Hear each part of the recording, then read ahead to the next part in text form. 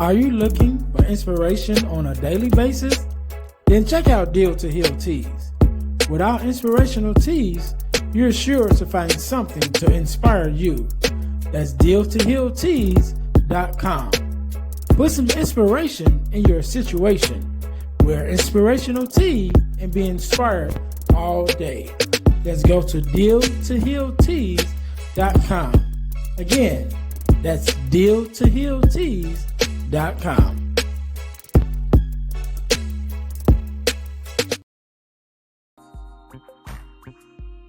guys, if you're enjoying this podcast, then I know you'll enjoy the Girl Dad Discussion podcast.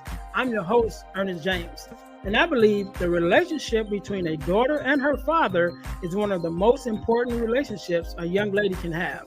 And therefore, my mission is to promote the daddy-daughter relationship by sharing the voices of girl dads to the world. So check out our podcast on every platform where podcasts can be listened to. And if you want to watch the podcast, check us out on our YouTube channel. Again, that's the Girl Dad Discussions podcast with your host, Earnest James.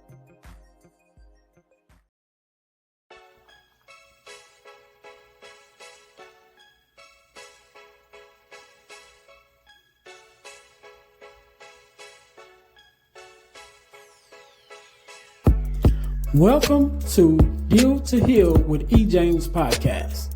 On this podcast, my guest and I will discuss topics and ways to help us to heal in every area of our lives. I believe that everyone can live a life that is happy, healthy, and whole. So I'm on a mission to help people to deal, heal, and fulfill. Deal with your problem, heal from the pain, and fulfill your purpose. Thanks for tuning in. Let's get to it. Welcome to the Deal to Heal with E. James podcast.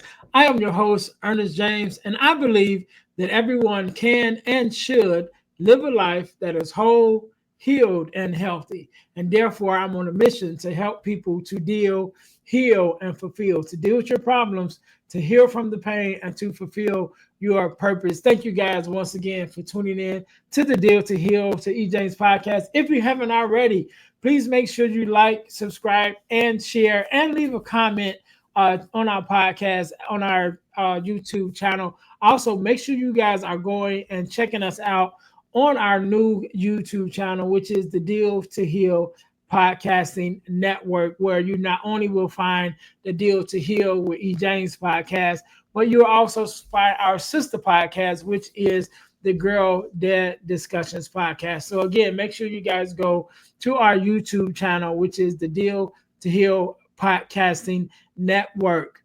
Also, our product of the week, as you guys know, we are a self-sustained podcast, and the way that we stay on the air is by bringing you amazing products for you to purchase. And our product of the week is our Start Your Podcast Now ebook. If you ever thought about starting your own podcast, you can get your copy of the Start Your Podcast Now in only 3 steps. The ebook, go to ebooks.ejames.com. The link is in the description, but it's ebooks.ejames.com. I wrote this ebook because everyone was asking me, how do I start my own podcast?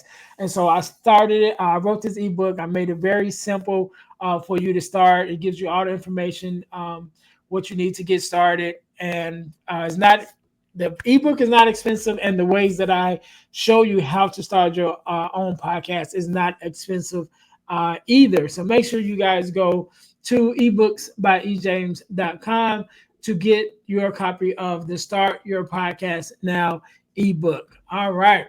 So today, just like any other day, we are blessed with the guest, Mr. Ralph. How you doing? I'm doing well, brother. How are you? I am well. First of all, let me say thank you for being here. You could have been anywhere else, with anyone else, but you're here with me and my listeners, so we definitely appreciate it. So do me a favor, Ralph. Introduce yourself to my audience and let us know a little bit about who you are and what it is that you do. For sure. So my name is Ralph Jean Poix, and I'm the owner of RJP Consulting Group LLC. And so I'm a leadership development coach. I'm a public speaking coach, as well as a motivational speaker. A little bit about myself: I was born and raised in a small island of Haiti, so I rep my country with everything that I got. And I moved to the States when I was about 10 years old, and I remember one of the biggest things I learned coming to the States was just a big shift in culture, definitely understanding the language and how the people interacted. So that was a big shift for me. I still remember when I first came to the States, man, going to class and I knew no English. I knew three words. I knew three phrases in English.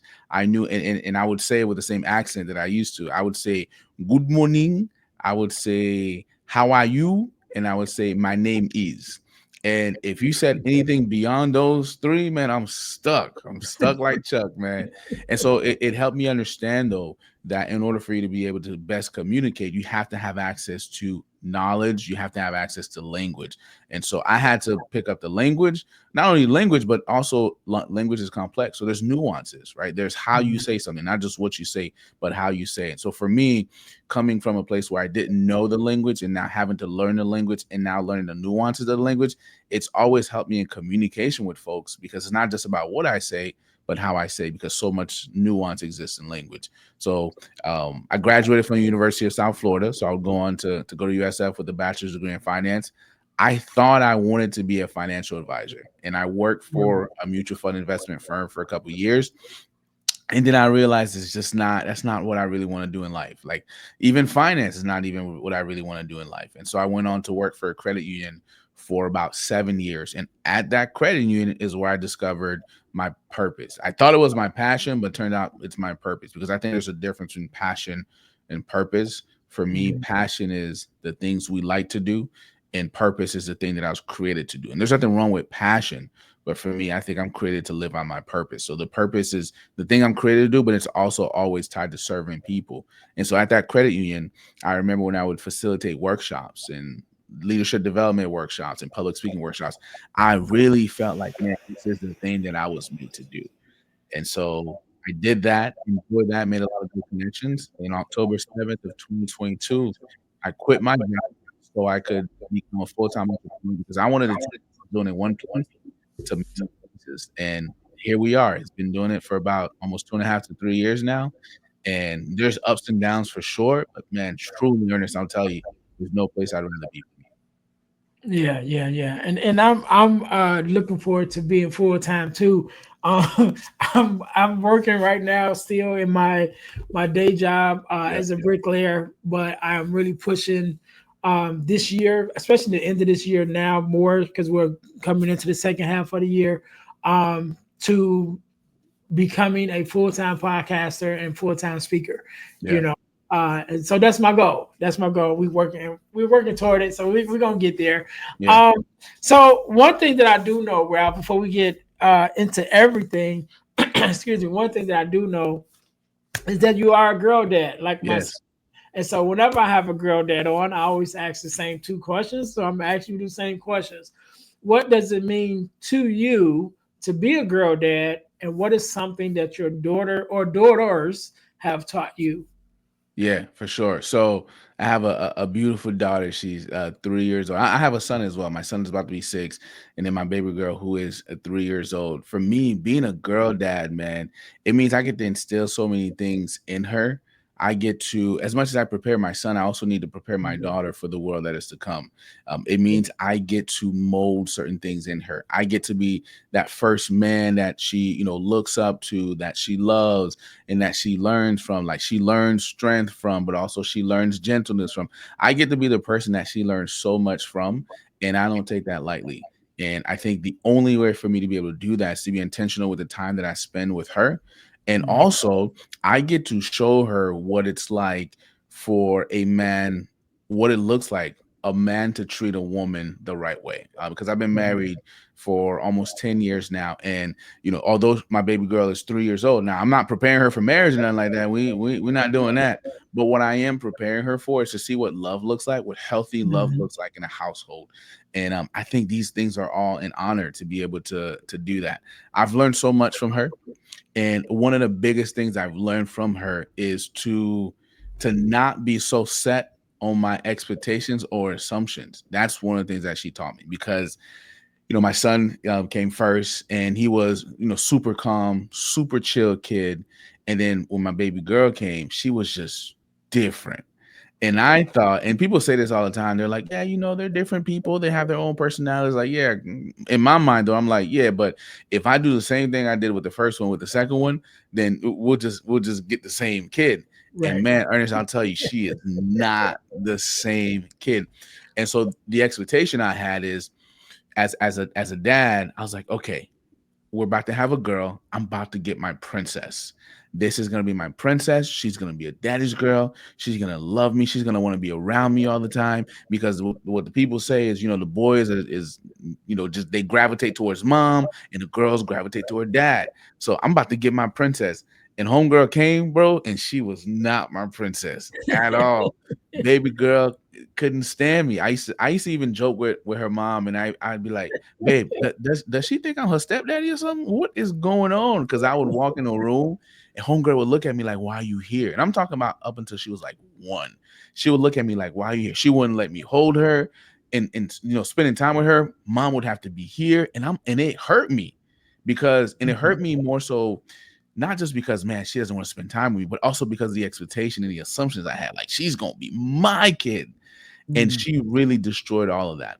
So I had to sit back and really evaluate and ask myself, okay, what's missing? What am I doing? And part of what was missing is, when I was work, I wasn't spending enough time with her, and mom was at home. So she got a chance to hang out with mom a lot. Mom works from home. So I had to be really intentional about when I come home to make time to spend time with her, to start to connect with her, to really start to, curve those assumptions, but really go off of like my intentionality with her. Yeah. And so once I did that, man, I started to see the relationship change. And now at 3 years old, man, she's my princess. She's my princess now. And she calls me Daddy Gummy Bear. That's the nickname she has for me. We spend time, we laugh, we joke. She hugs me all the time. She kisses me all the time. That's my girl. But I realized that I had to put in the work. It wasn't just about expecting her to be something if I wasn't gonna be something. Like, I had to be not just dad by title, but by the time that I spent with her.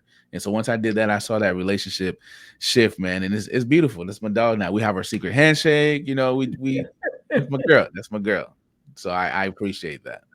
Good, good, man. That's great. We're definitely going to get you on the Girl Dad Discussions podcast. Yeah, Also, guys, as being a girl dad myself, one of the things that we talk about on the Girl Dad Discussions podcast is the ebook that I wrote called The Core Four, which is the core four values that every daughter should get from her father. I wrote that ebook because I am a girl dad, and I really thought about the values that I wanted to instill in my daughter, and also the values that I saw my dad instill in my sisters. And so I wrote the core four. You guys can get your copy at ebooksbyejames.com. Again, that's ebooksbyejames.com. You guys can go check that out. And also check out the Girl Dad Discussions podcast, because me and the fathers that I have on there, and sometimes daughters, do have daughters on there sometimes too.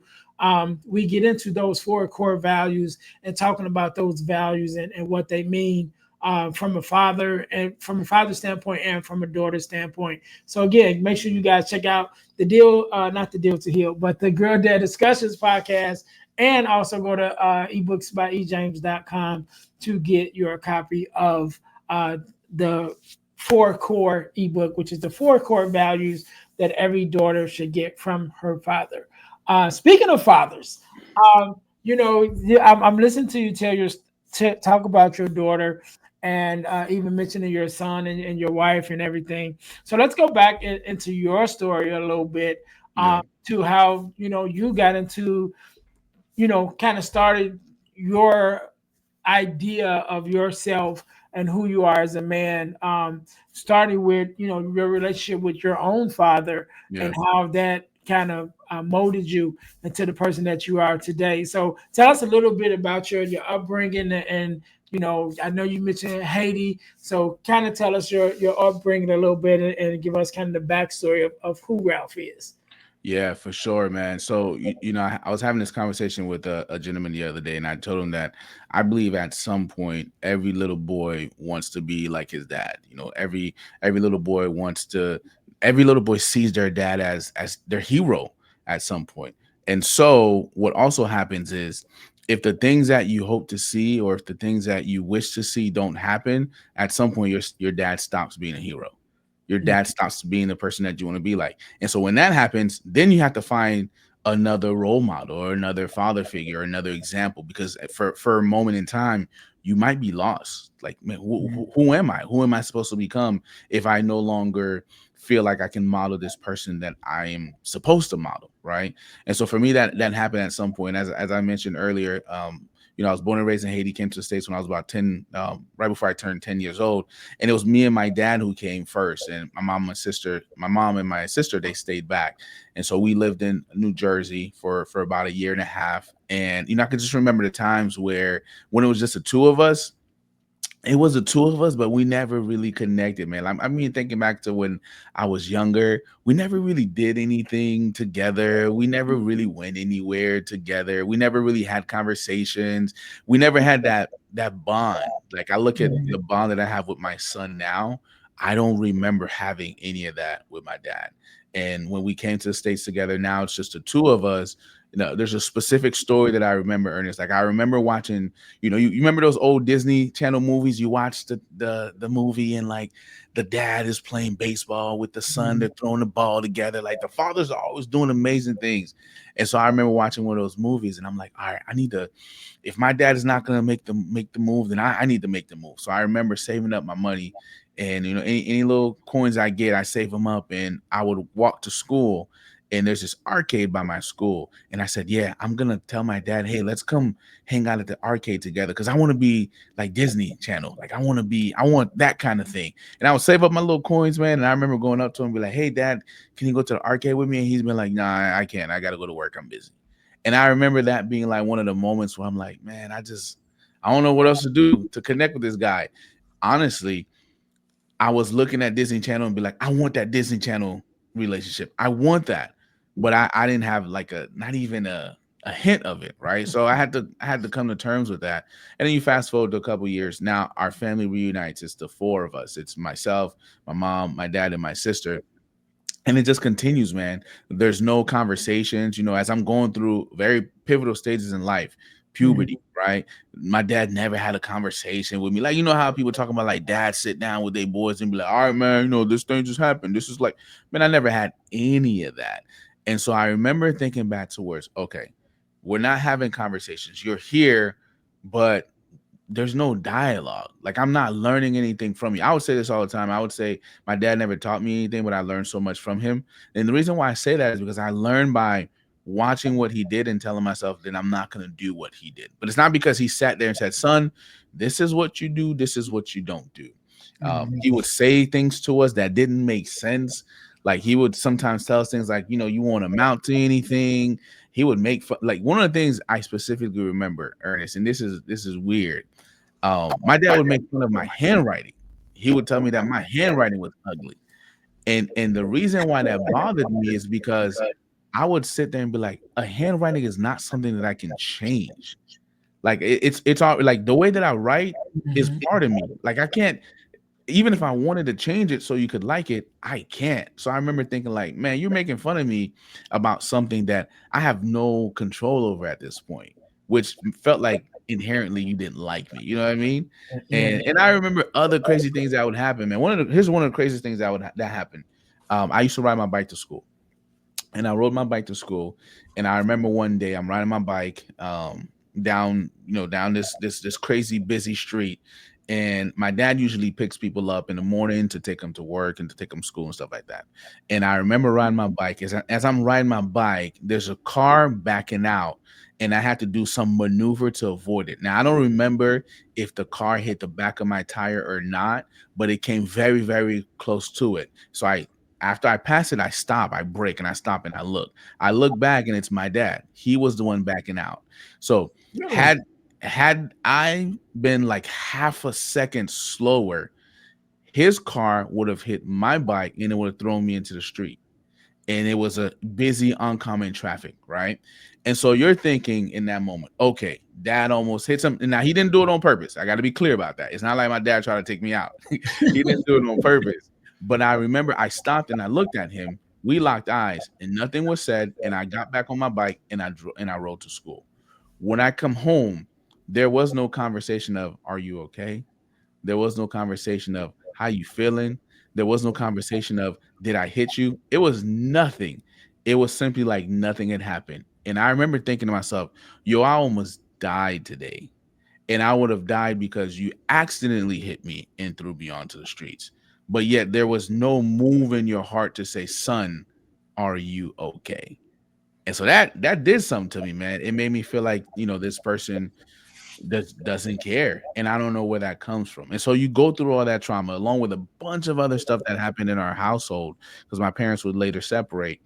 Then you start to ask yourself, well, who am I as a man? If I didn't have that model, who am I? Like, who am I supposed to model this manhood thing after?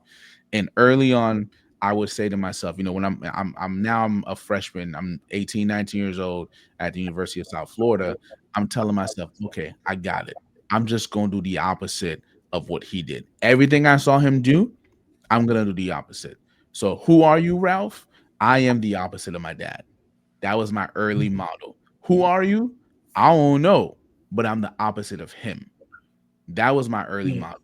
And as I got older, man, I realized that's a temporary model. That's not a sustainable model. And the biggest thing is I couldn't tell you who I was. I could just be the opposite of him, but I didn't know who I was. So I was losing myself in the process of trying to be the opposite of somebody else. And so it took a lot of searching, a lot of, dealing, truly dealing with it, and it took a lot of forgiving too, to say, I forgive this person for the words that he said to belittle me. I forgive this person for the actions that he took towards me. I forgive this person for not ever, even apologizing. I forgive this person for not asking for forgiveness, but I need to forgive them. And so once Right. I was able to forgive him, then I was able to find myself. And that was important to me. So now if you ask me who I am, I can tell you who I am. And it's not in reference to the opposite of being somebody else. So Yeah. yeah, man.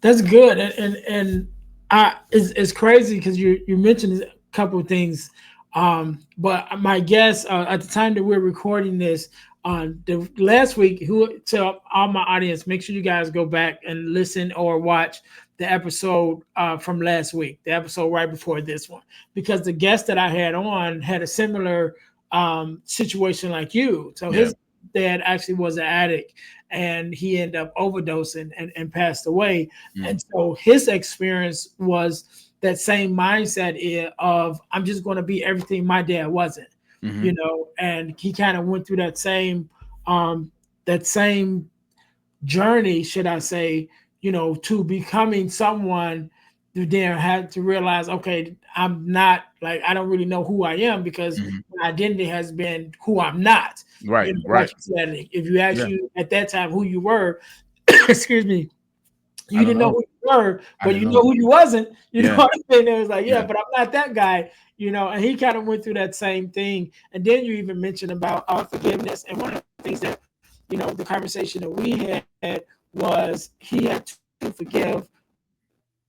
I want to say forgive, but he had to separate the addiction from who his father was, hmm and to realize, like, okay, I want to be upset at the addiction and not necessarily at my father, because there was a reason why he was addicted. You know what I mean? Like there, Yeah. and I even shared, a little bit about my dad growing up during a time where he struggled with alcohol addiction, and me as an adult reflecting back on it, I started to think about all the reasons why, he probably did at that time. hmm We had went through a thing with our family where we lost everything we had. Then my dad's best friend, who was my uncle, my mom's brother, they were best friends, and my uncle was murdered. Around that same time. So it was a lot of stuff that happened. And Yeah. as an adult, when I thought about it, I was like, yeah, I can see why he might have, been struggling at that time. You know, but yeah, so he had my guest, last week. Make sure you guys go back and watch that episode, but that was one of the realizations that Yeah. he had too, because it was like, I just want to be everything he wasn't. You Hmm. know what I mean? And Yeah. so that begins to, you think you're becoming, what I'm saying, but you're not really becoming, because you're just really just picking up actions that's the opposite of what you see. You Yeah. know what I mean? But you're not really becoming who you are as a person until you have that awakening, like, okay, let me really focus on myself and become, who it is that I want to become. Yeah. So coming out of that, getting to the other side of that, you mentioned about your um parents separating at some point and everything. How do you think, that experience with your dad, and even, watching the your family dynamic with your dad and your mom, how do you think that reflected on you and your relationships moving forward, and even in your marriage now, or Yeah. I would say even before your marriage, like Yeah. when you were, when you were dating, Yeah. because if your dad didn't really show you anything, then you don't even know how Yeah. to date. And I just had You. this conversation last night, and that's crazy that I didn't even think about it. But I just had this conversation last night talking to a friend of mine. That was like, the way we grew up. It was like, you grow up, you go to college, you get married, you have a family. He's Hmm. like, but they never really taught us how to date. Right. Right. Right. They really never really taught you, like, okay, this is how you really know someone Yeah. to even consider dating or marriage. There's Yeah. almost like, just check the list, Yeah. Just do it. the boxes. Yeah. Yeah. Just go out there and do it. But how do I do it? Just do it. When the time comes, you'll nah. Right.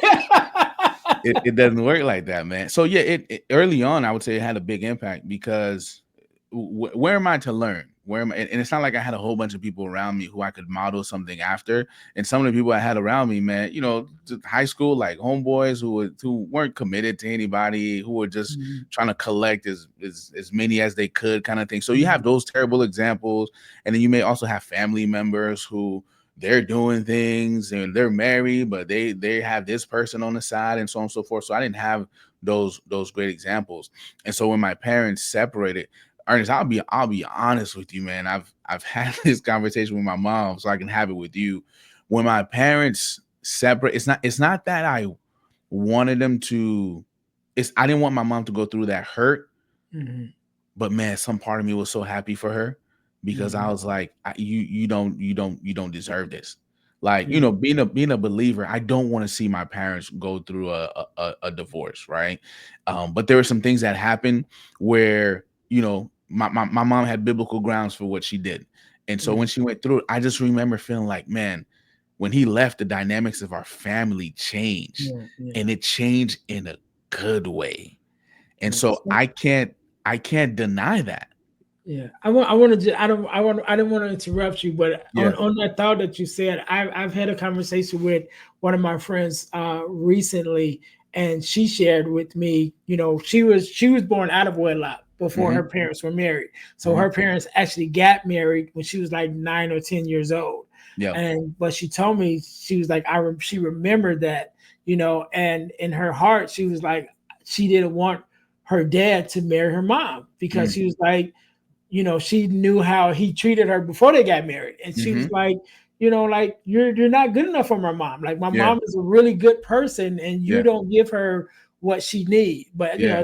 as a young girl, she couldn't say that. But she was like, that's how she felt. Like, Yeah. even though that was her dad, she was like, I didn't want my dad to marry my mom. Isn't You know that what I crazy? mean? Isn't that crazy?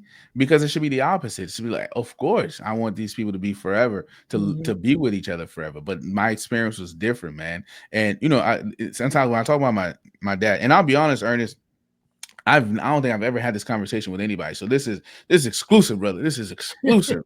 My dad was never physically violent towards my mom or anything like that. I want to be clear, because when I talk about him, when I'm talking to my mom, there's so many things I can say, but when I'm doing this on a public platform, you got to be able to frame it the right way, right? So I, Mhm. I can't leave too many assumptions. I don't want people to think that my dad was doing things that he wasn't doing. So he was never physically abusive towards my mom. He was never like verbally abusive towards my mom. But there are so many things that he did to hurt this woman, and in certain pieces break this woman. And so as a son watching that, when she decided to go through when they went through separation, for me a load was lifted, because remember, him and I, we didn't talk. We didn't really Yeah. talk. And I'm talking about, I would say probably from the age of 12, and we were in, we were in the same house. I lived with him to like 18. We just didn't have any conversations at all. This how bad it had gotten, Ernest. I played football in high school, and my senior year, I decided not to play football, just to focus on soccer. I'm doing just one sport, not two sports. And so during the time that I would usually come home, I used to be in football practice my junior year. So now senior year, I'm not playing football. There's no football practice. He goes to work at 3 o'clock. School gets out at like one something. So if I come home, I'm gonna see him for about an hour. What I would do, bro, is every single day I would stay at that school, just walk around, talk to people, just play around until it was time for him to go to work. So by the time I get home, he's not there. So that's the kind of environment I was living in. That's the kind of load that I was feeling. So when the separation happened, again, it's not that I was like, oh yeah, they're separating, but I felt the difference. Like after they separate, we would do cool things like we took family pictures. That's not something we ever did before. Like I would come home and it would be light. If I would come home and it would feel like home.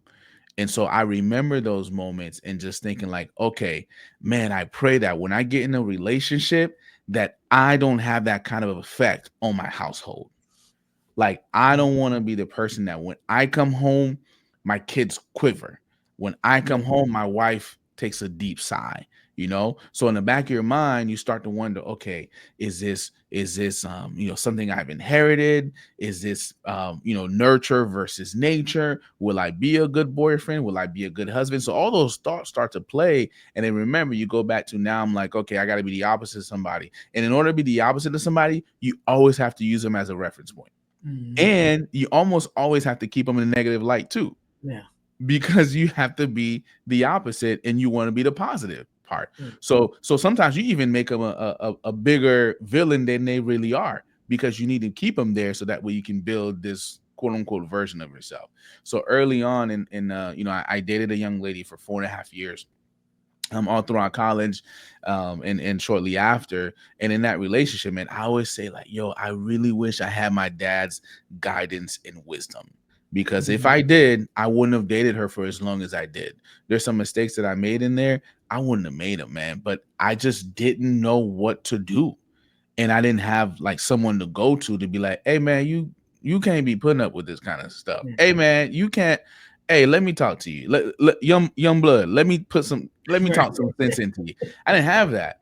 And so, and I think part of it too is I didn't like the idea of my parents separating, although it created this like lighter environment with the three of us, myself, my mom, and my sister.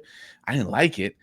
And so it made me stay in a place longer than I should have, because I'm like, if I leave her, then I'm no longer the opposite of him, because Mhm. I left.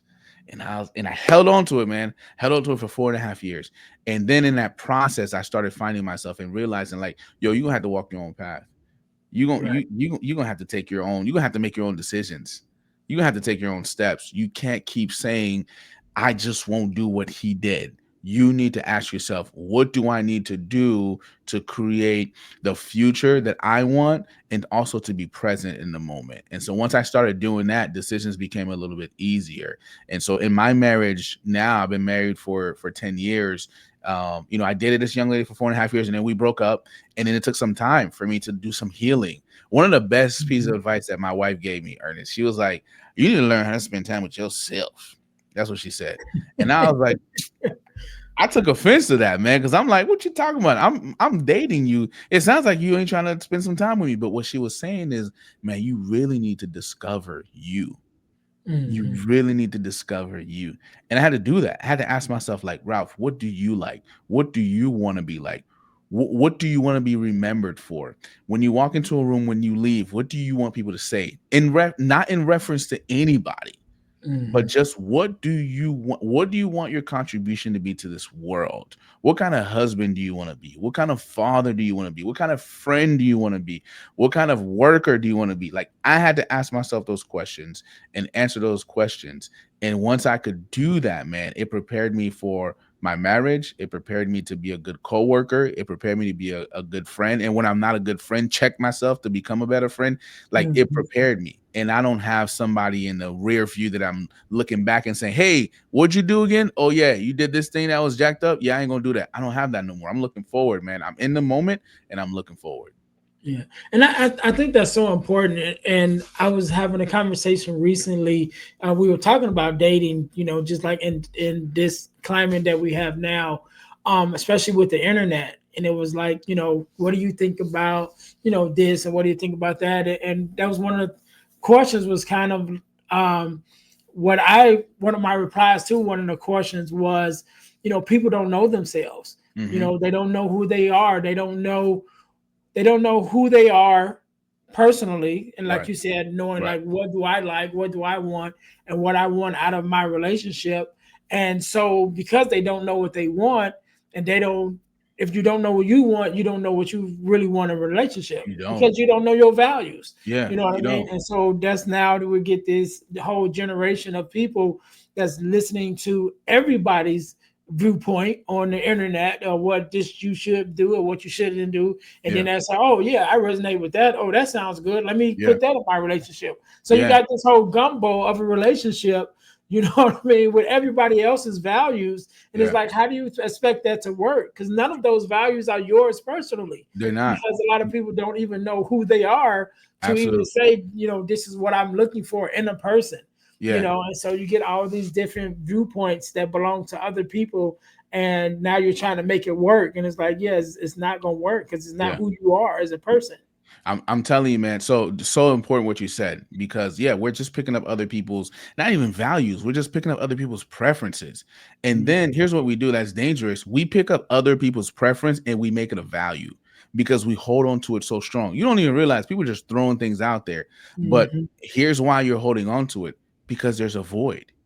There's a void, whether it's our parents didn't pass on something or mentors didn't pass on something. There's a void, and when there's a void will always be filled. So now, because there's so many voids, they're being filled with all kinds of nonsense, man. My wife and I, we lead the marriage ministry at our church, and one of the things that our pastor asked us to start doing is to start having conversation with people who are engaged as well, not just the married people, so mhm, that way we can give them an idea of what marriage looks like in one of those conversations. We talk about values, like you said, not preferences, values, right? Man, to me, man, I ain't scared to say it, bro. I watch when people talk about things like, what's your sign? Oh, if you this sign and I'm this sign, we can't get along. We can't be married. We can't be together. And I'm sitting here thinking like, hold on, you're gonna base a whole relationship off of the day that I was born? Like that's it. That's the whole yeah, thing. Okay. Or based on somebody's height, that's all you got. Like that's like, what's a deal breaker for you? Oh yeah, they got to be my sign. Like that's the whole thing, because you haven't taken time to identify yourself. You haven't taken mhm, time to identify your values. That's why it's so easy for you to take other people's preferences and make it a value, because you don't have your own. But right, once you right. really sit with yourself and ask yourself, like, man, what do I really want? What do I really like? What do I not like? Where do I see myself? And who do I see myself with? Then you'll come up with values. And values don't fluctuate, man. Mhm. Preferences do, but values don't fluctuate. And I think that's part of the problem that we have. Yeah, yeah, and I always say, my thing is not necessarily it's values, but I think about truth, and I always say truth don't change, but Yeah, lies always do. You know what I always. mean? And so if Yeah, you're dealing in your truth, or you're dealing what's really true, you don't have to worry about it switching up on you, because it's yeah, always going to be consistent, because it's a true value. You know yeah. what I mean? The true thing that you believe in, and so Ralph, switching it up just a little bit, Yeah. because I'm listening to your experience, and how you kind of developed as a person, even to become a better husband, and a better father, and knowing that you are in a leadership space. And so how do you think those relationships and your growth in your relationships transfer over into the leadership space now, because it's still relationships, and leadership is just a different, different Mhm. dynamics maybe. But it's still relating to people in order to lead them or guide them or advise them. However, so how do you think leadership and relationship kind of go together Yeah. in the workplace? Yeah, I'll simplify it, man. It helps me understand the weight of your presence. Simplified, the weight of your presence. Like you're the manager, but when you walk into the room, right? Do you walk into the room? Do you make the people in the room feel the same way that my father used to make me feel when he walks in the room? Mm. Right? As a husband, when you come home, do you make the people in your home do the lights dim a little bit when you walk in? And it's the same thing about, and I can even take it in a coworker space as well. Like, because I do some workshops on emotional intelligence and I do some workshops on Mm. understand different personalities in the workplace. It's like, man, you have to understand that like your presence has the ability and capability to brighten up the room or dim the lights. So as a manager, if you focus so much on your title, and that's all you're after, your title, and making sure that you get that corner office, you're going to do a lot of damage on the way to wherever you're going if you get there. But as a manager, if you focus on proper leadership, if you focus on the people, we don't dismiss the goals. We focus on the goals as well, but we absolutely focus on the people development. When you get in the room, people will follow. They don't follow because they're afraid of you. They follow because they believe in your ability to lead them. And so that's the thing for me. It's helping leaders understand the weight of their presence and also help them understand when they're absent, right? Like your absence has presence too, right? Yeah. And so there's people, man, and I've done a lot of work with corporate, and when you get close enough to people and you build that trust with them, employees will tell you, not even, you don't even have to ask them, they'll just tell you, how they feel about their environment. And there's times where I'm like, people will tell me like, man, when so and so's not here, that's when we do our best work. When so and so's not here, that's when we feel the best in the office. But man, you're their leader, you're their manager. Why is it that you have the ability to create that kind of tension and then not even recognize it and then not be able to do anything about it? Right. So when I go to speaking in corporate, it's understanding how your inputs, right, and how you do it has a lot to do with their output. You may not like to hear it, but your input or your lack of input has a lot to Mhm. do with their output. And so let me help you understand how to evaluate self-awareness, because that's one of the things that we deal with a lot, not just in the corporate space, but as people. A lot of us, we lack self-awareness. We think we're assertive, but the truth is you're aggressive. You Mm. think you're kind, but the truth is you're passive. So let's be self-aware. Let's really understand who we are. And then let's work on our social awareness to understand how we come off to others so we can create environments where people actually want to thrive.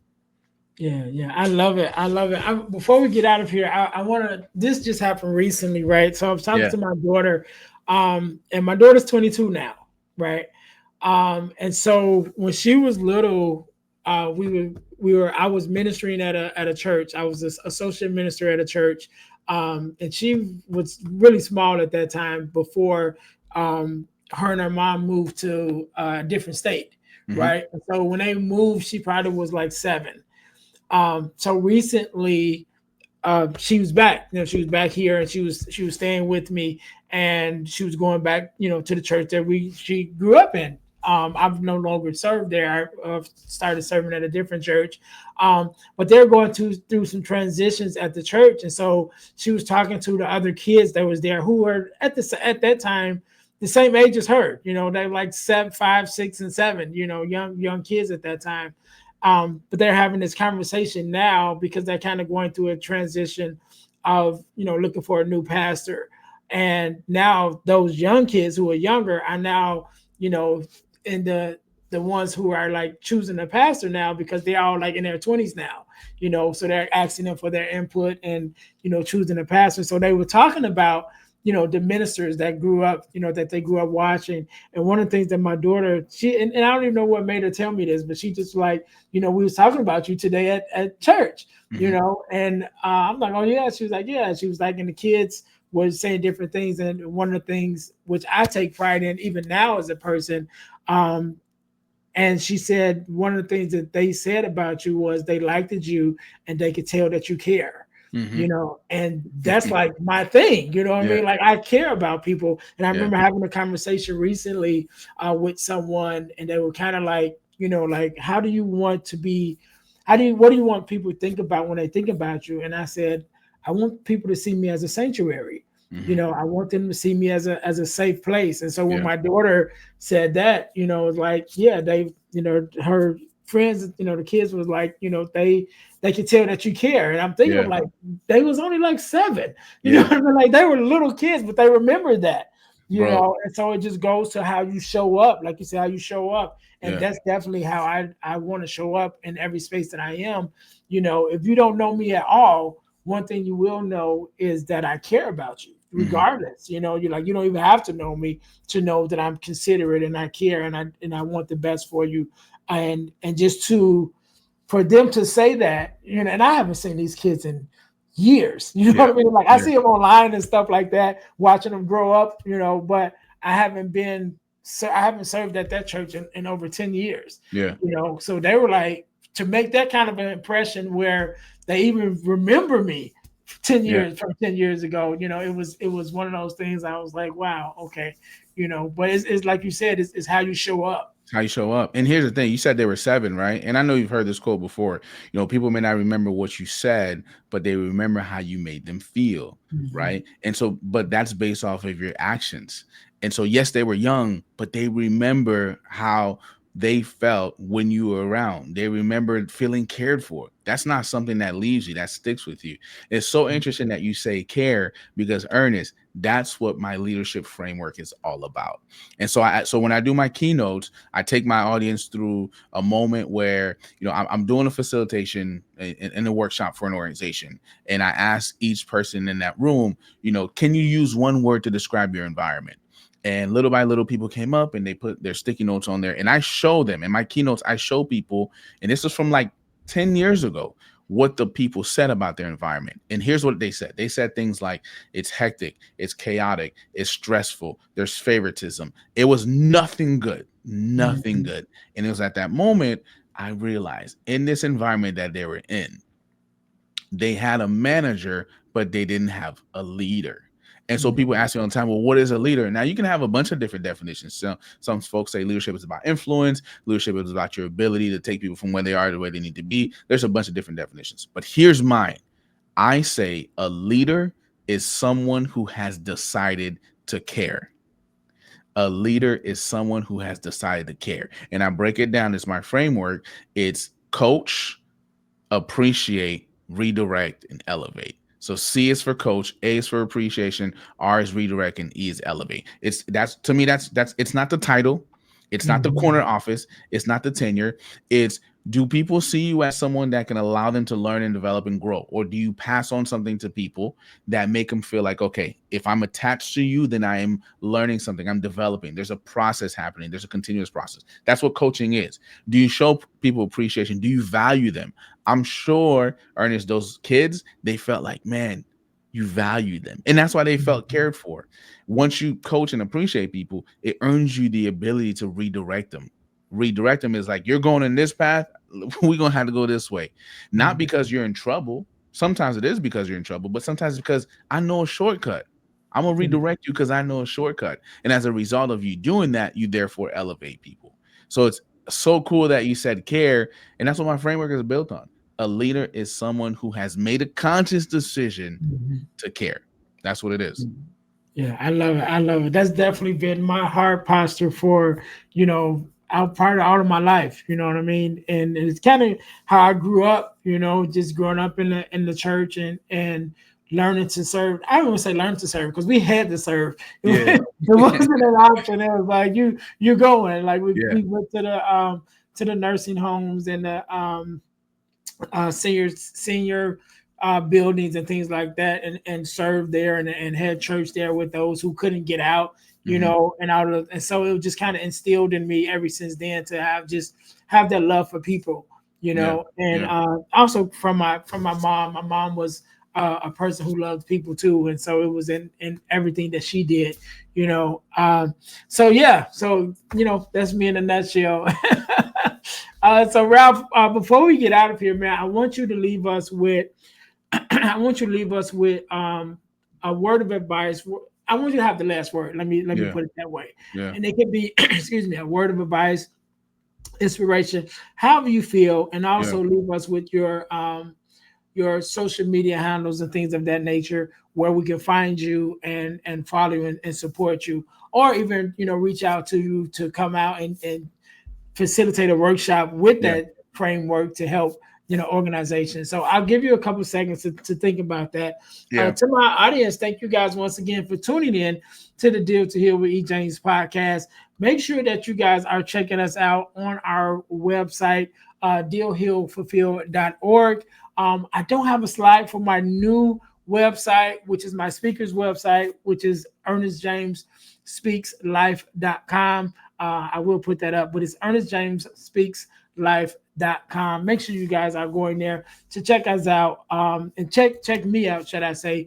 And even you at that website, you can hire me to come out to speak or to facilitate a workshop for your school or organization. So make sure that you guys are checking us out there. Also, we talked about it earlier. Go to ebooksbyejames.com to check out the ebooks that I have available, including the Core 4, which we talked about earlier, and also the Start Your Podcast Now ebook is also there. But they're not the only ones. I also have a book called From Males to Men, which is a male mentoring ebook. And one of my favorite ebooks that I wrote is called Forgiving Me, the 4-Step Guide to Self-Forgiveness. So make sure you guys go to ebooksbyejames.com in order to check that out. Also, check us out at our inspirational t-shirt line, which is deal2healtees.com. That's deal, the number 2, healtees.com, where you can find our inspirational t-shirts, and not only our inspirational t-shirts, but our podcast merch as well, which is our t-shirts with our logos of the Deal to Heal with E. James podcast, and also one for the Girl Dad Discussions podcast. And last but not least, over the last couple of years, I've been blessed to be a part of an organization called the Forgiveness Mission. And one of the things that we do, we have a free virtual workshop every other month. We started doing them every quarter, but now we do them every month. And we have a free virtual workshop every other month, talking about everything surrounding forgiveness of self, forgiveness of others, even forgiveness of the world. And it's absolutely free. Whenever you guys are listening to this episode, either one just passed or there's one coming up. So make sure you guys go to forgivenessmission.com to check out our free virtual workshops on forgiveness. It's absolutely free, but the information is priceless. So again, that's forgivenessmission.com, or you can go to Eventbrite and look up the Forgiveness Workshop sponsored by the Forgiveness Mission and find it there. So again, that's forgivenessmission.com. And you guys can sign up for our free virtual workshop. Ralph, thank you once again, man, for coming Yeah. on, for spending this time with us, for sharing your story and your expertise. I definitely thank you for being here. I want you to have the last word, so the floor Yeah. is yours. So I'll go with the business stuff, and then I'll leave them with the word. So you guys can definitely find me on Instagram. It's RJP Speaks. RJP Speaks on Instagram, and you can also find me on LinkedIn. And it's my full name, Ralph Jean Poix, owner of RJP Consulting Group LLC, Ralph Jean Poix. So what I do is several different things, but I want to be very specific about who I am here to help. I help leaders, emerging leaders, overcome imposter syndrome so they can lead at the highest level possible. So if you're a new manager, right, you're coming in, you are a high performer, and now you have this new position, you're leading people, and you used to be really, really good at production, but now you need to switch over to the people side plus production. I help fill in that gap for you, because what I realize a lot of times is people get these positions, but they don't get the training to equip them to be able to do with conflict resolution, to be able to deal with delegating to different employees, to be able to deal with time management, to be able to deal with all these different things that come with the new position. So I fill in those gaps for you with coaching and training, and it's about building you and giving you as many tools as possible to help you excel in your new role. So I do a lot of work with those individuals. I also teach public speaking workshops. I do executive presence coaching as well. So to help you understand that, again, the weight of your presence, because a lot of times the opportunities that we don't get is because we don't present ourselves in a way to be seen as the person that should step into that role. So I do a lot of work in those space, keynotes, workshops on emotional intelligence, and really helping leaders emerge is what I do best. Now, as far as the what I want to leave you with is it's simple.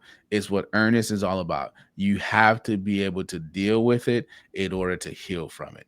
I remember I got an opportunity to preach a sermon last year. And one of the things that God deposited on my heart is, we all have something that we're carrying. We all have some load that we're carrying. And it could be from 10 years ago. It could be from 15 years ago. It could be from something somebody said to you. It could be something somebody did to you. It could be from something somebody didn't do for you. But we all have a load. But what God was telling me in my moment of prayer is simple as this. It says, he told me, if you continue to carry the load of the past, your present will be weighted and your future will be jaded. I'll say it for you one more time. If you continue to carry the load of the past, your present will be weighted and your future will be jaded. I don't want my present to be weighted, and I don't want my future to be weighted. So because I don't want that, I had to deal with it. I had to go through the process. And for you, it might look different. For you, it might look like therapy. It might look like writing yourself a letter. It might look like writing that person a letter. It might look like forgiving them out loud. It might look like a number of different things. But whatever it looks like, the outcome is to get to healing, because until you heal, you won't be able to fulfill. So deal with it so you can heal from it, so you can fulfill your calling on this earth. So that would be what I would say to you, because if you don't do it, then you will carry the load of the past. Your present will be weighted and your future will be jaded. And I don't want that for you. So deal with it so you can heal, so you can fulfill. All right. We can't end it no better than that. To my listeners, thank you guys once again for tuning in to the Deal to Heal with E. James podcast, where our mission is to help you to deal, heal, and fulfill. To deal with your problems, to heal from the pain, and to fulfill your purpose. Until next time, you guys be blessed. Thanks for listening to the Deal to Heal with E. James podcast. Remember to listen, like, subscribe, and share. This episode has been brought to you by Deal to Heal Teas. Put some inspiration in your situation. Wear an inspirational tea and be inspired all day. Let's go to dealtohealteas.myshopify.com. Remember, our mission is to help you to deal, heal, and fulfill. Deal with your problem, heal from the pain, and fulfill your purpose. Thanks for listening.